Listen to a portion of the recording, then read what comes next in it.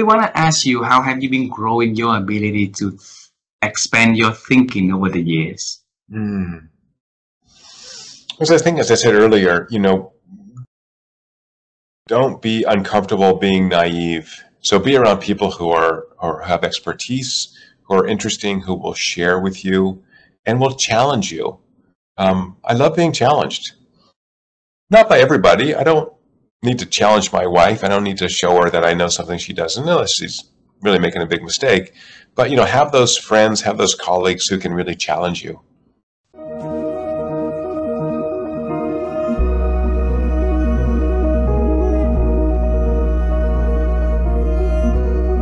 So Karen, how have you been growing your own ability to think over the years? I want to ask that question.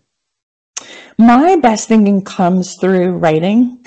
I think as an introvert, that processing and then having a chance to sit down with a keyboard crystallizes thoughts in ways differently. There are certainly things that happen when I'm with a group and I'm working with them and people ask questions and then magic happens and I'll hear myself say something and then I want to run and write it down really quick so I can think about it. But most often it starts on the page and it's thinking through questions I've been getting or things that I see that people are grappling with. So this idea of people over-rotating is a piece I've been working on for a while that I want to be able to bring forward and offer suggestions. And so that internalization is where I think I crystallize thinking. And then part of my job is keynotes and connecting with people. And so then I have to think about how do you take what's on the page and share it live, which is different. But a big piece of my time goes to having that ability to sit down and reflect and then put the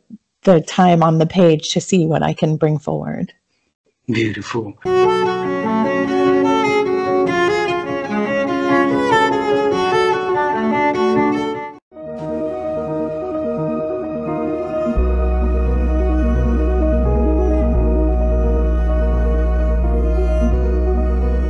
How have you been growing your ability to think over the years?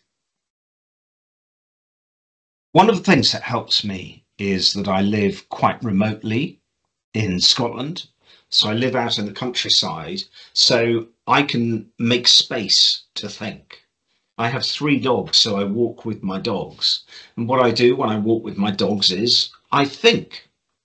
And I think about constructive things. So here is a question. How do we solve our problems in life? And the answer is by asking constructive questions.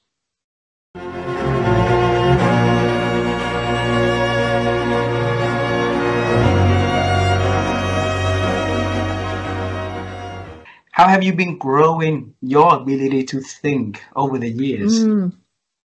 So I use that expression a lot. That's interesting. I didn't know that.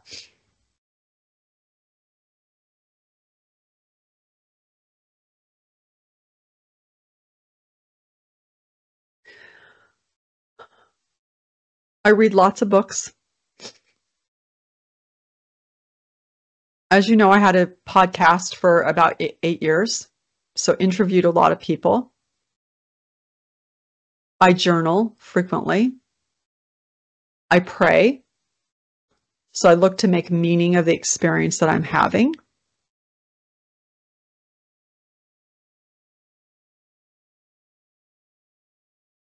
So I'm continually looking at all of the inputs that I'm getting and processing them.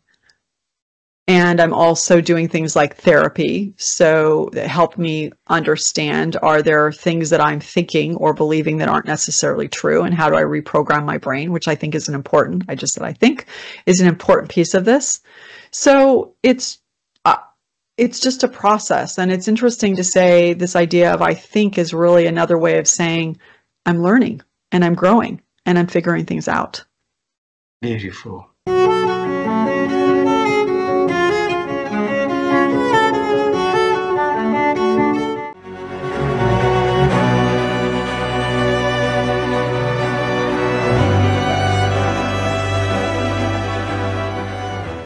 Well, it seems to me that a lot of learning and emotional intelligence is what's called osmotic. It's because you're a model and people absorb it. Kids absorb it. Kids look to adults for how to behave. So you're teaching lessons for better or for worse in emotional intelligence all the time you're with a kid. And the more time you spend together, the better, if the lessons are good ones. Wow. I have two last questions for these conversations. Okay. Yes. Okay. And one question is about thinking, because Vivian and I, we've been on the quest to help people to improve their ability to think also, because we see there's so many noises these days that are affecting our ability to think. So the question for you, Daniel, is how have you been growing your ability to think? I try to resist my phone. Our phones are our best friends and our worst enemies for thinking. The reason being, there's a direct relationship between how emotionally unregulated you are and poor thinking, or being calm and clear, managing your upsetting emotions. That helps you think the most clearly. And our phones have all of our distractions. Everything that you like to see, everything you like to hear is there in your phone in an instant. So being able to resist, to not pick up that phone and look at all the things that distract you, but keep your mind and your focus on the task at hand, I think that's the most important thing for thinking well.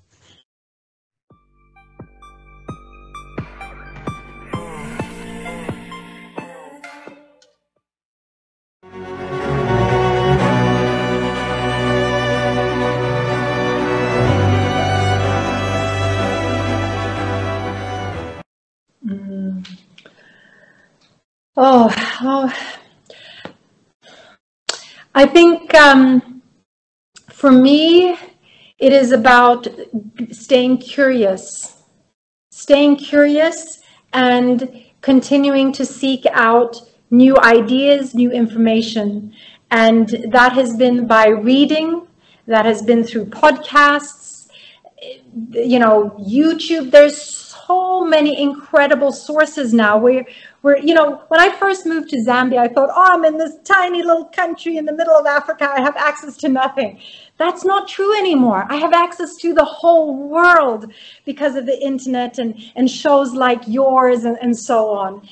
I think for me, it's curiosity, and it's a curiosity about who I am as well, and wanting to delve deeper and peel off more layers of that onion, and then of course use that information to help others. So to continue to help myself think, it's about being curious, about questioning things and learning more, broadening my own perspective, realizing that you know, if I only know this, I'm in my little box here. The more I know, the more I expose myself, the more the wider my perception can be.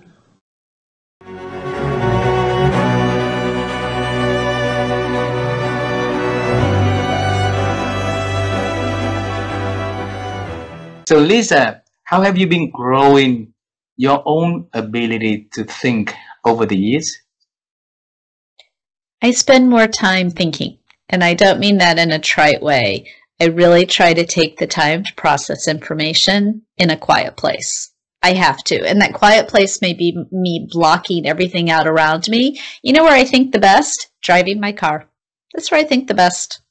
If I'm on a long drive and I'm by myself, I am driving, but my brain is just, it's like a Rubik's Cube, right? I'm just processing information. I require blocking out all the distractions and having time every single day to think. Wow, wow. Wow, beautiful. I have the last question, and I hope it's not emotionally for you, but if I can bring you back to a beautiful moment, whatever that moment in time that you had with your father, okay? And you tell him about the wisdom that you've been accumulated through life. You tell him about the stories of Lisa Gable having in the future. So, and you can tell him anything about that. What would you tell him at that moment? Oh, I'd tell him that he was right about so many things. I would tell him that he was right about things not mattering as much as I thought they did. I think that's the one thing that my father taught me, right? He taught me to let things go. And he taught me that in the greater scheme of life, that activity, that situation that caused me to be upset, it's minuscule in the greater scheme of life. It doesn't really matter.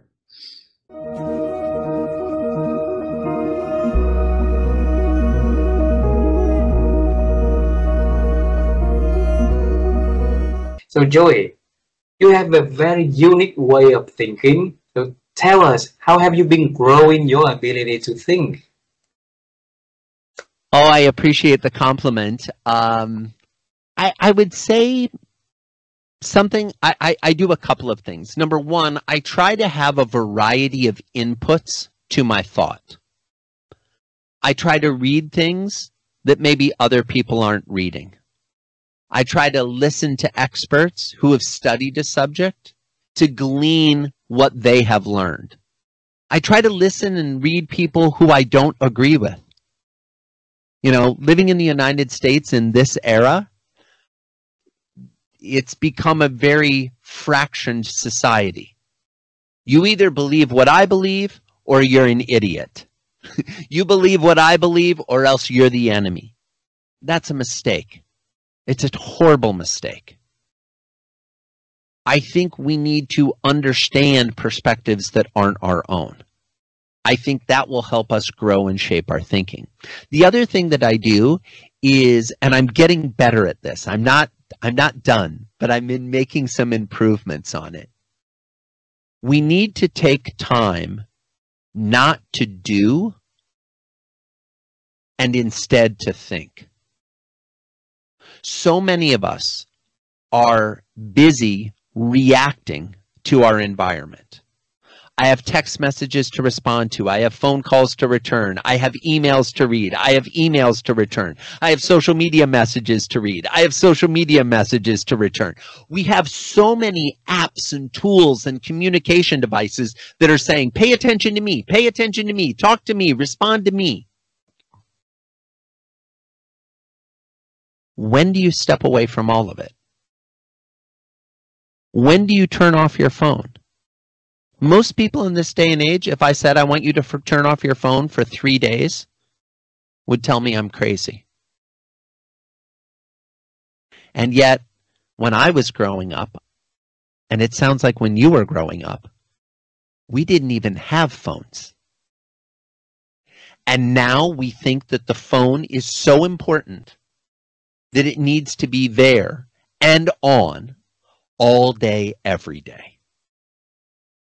Most people never even turn their cell phone off. They just put it on airplane mode or plug it back in to keep it charging. What would happen if you just turned it off?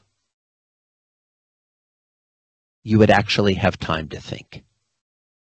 You would actually have time for your brain to stop reacting and start creating and start wondering and start being curious and start exploring. If you don't carve out the time on your schedule to think and grow and learn in a non-reactive way, no one else will carve that time out for you. You have to take ownership of that yourself. Wow.